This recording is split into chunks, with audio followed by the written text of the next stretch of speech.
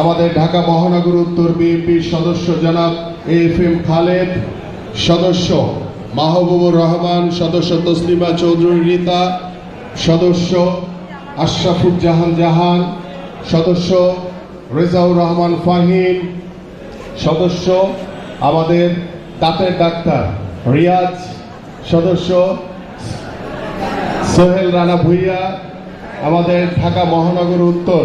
তাঁতি দলের সাধারণ সম্পাদক হান্নান,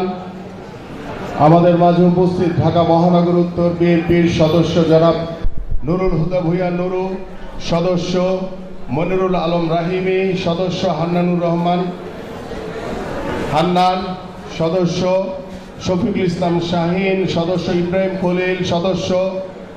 মাহবুব আলম ভুইয়া শাহিন, সদস্য ফারুক হোসেন ভুইয়া, সদস্য জাহাঙ্গীর মোল্লা, সদস্য শামীম পারভেজ, সদস্য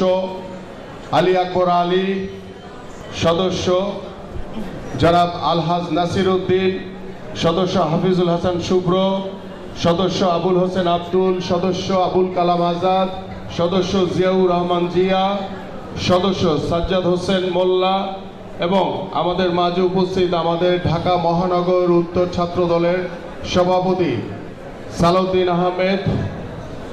সাধারণ সম্পাদক মাহফুজুর রহমান লিপকন, ঢাকা মহানগর পশ্চিম ছাত্র দলের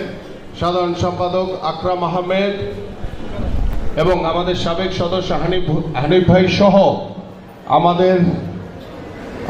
অঙ্গ এবং সহযোগী সংগঠনের বিভিন্ন পর্যায়ের নেতৃবৃন্দ রয়েছে এবং আমার সামনে উপবিষ্ট